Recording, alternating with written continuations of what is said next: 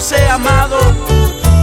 Evangelio San Juan capítulo 13, 34. Dice la palabra de Cristo Jesús: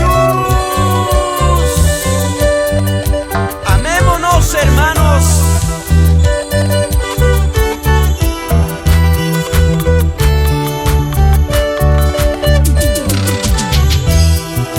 Con todo lo que respira, alabemos al Señor. Los niños y los ancianos, cantemos a Jesús. Con panderos, guitarras, exaltemos al Señor. Unidos por siempre, llenos de alegría. Con panderos, guitarras, exaltemos al Señor. Unidos por siempre, llenos de alegría. Aleluya, gloria a ti, alabado sea Señor.